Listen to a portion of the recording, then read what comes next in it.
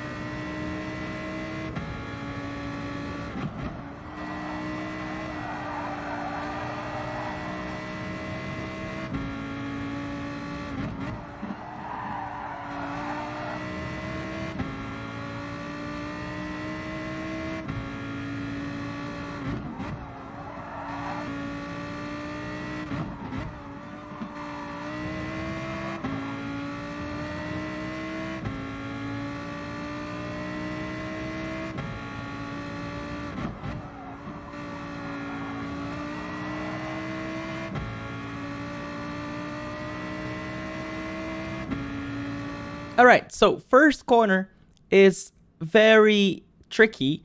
You need to do everything in advance in your mind before. So basically, the corner starts very lightly to the right, and then when you actually go down and fall into the actual corner, the radius decreases, which means the corner you turn more.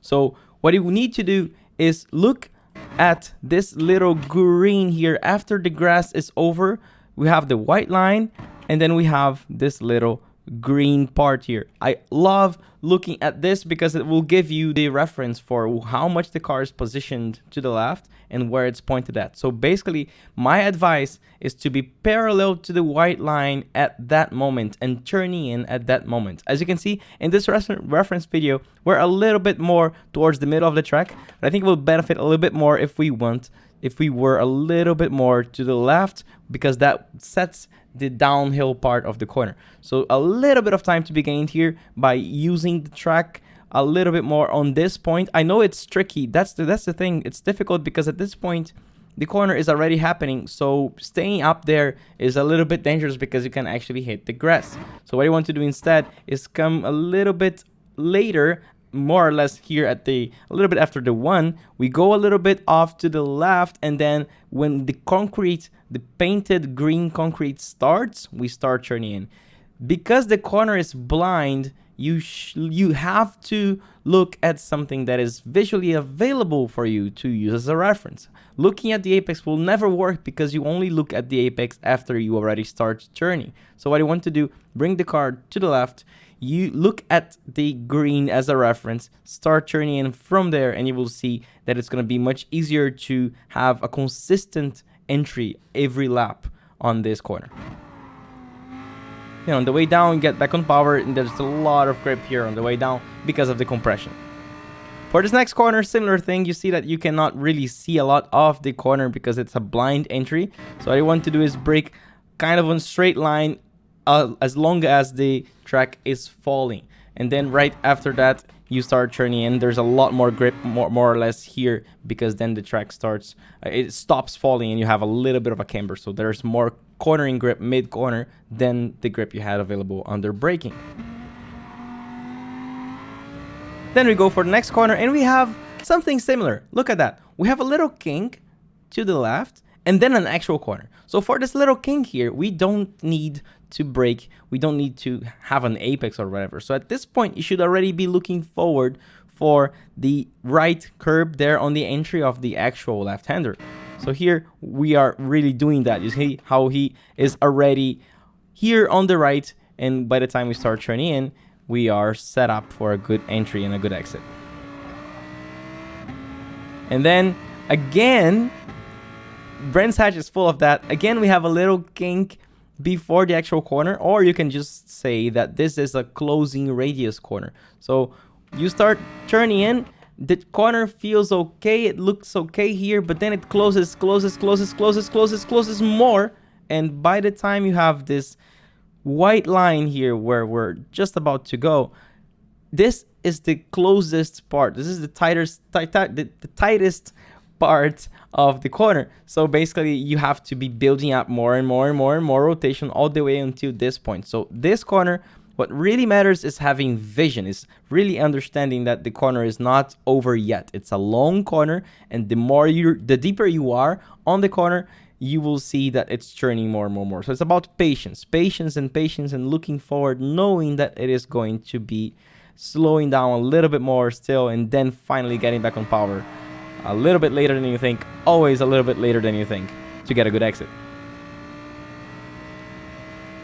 Then we go for the next corner, which is the fastest part of the track. We want to turn in quite late. Look at that. The curb is already starting here, but we don't want to turn in that early. We want to actually turn in quite late because the apex is late on this corner.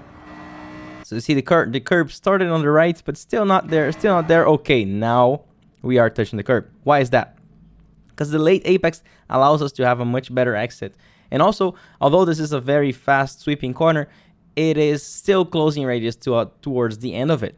So it's a little bit deceiving. You think if you turn early and get back on power at the end of the curb a little bit later, you will actually understeer off and go off track. So what I want to do is turn in late and be patient, because it's going to be a quite late apex. And there you go, we have a perfect exit.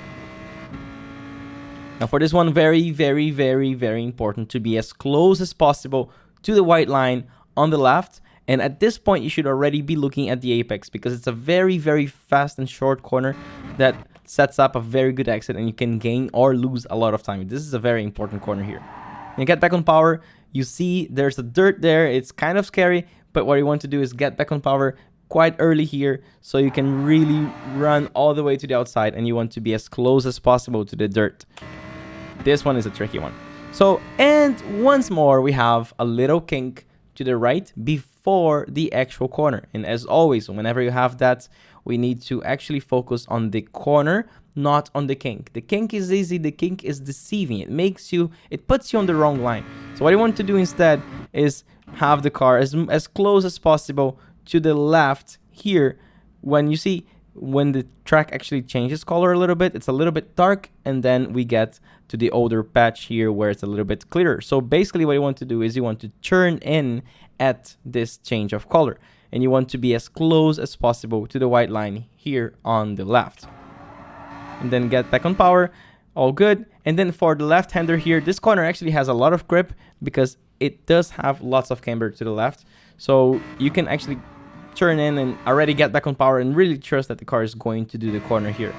And again, as always, tracking out all the way to the outside. Then for the last corner, what we can do, again, we have a slightly blind apex. So although we see the inside, that can give us the reference we need for turn in. I really like looking at the concrete here at the end of the grass and the beginning of the concrete.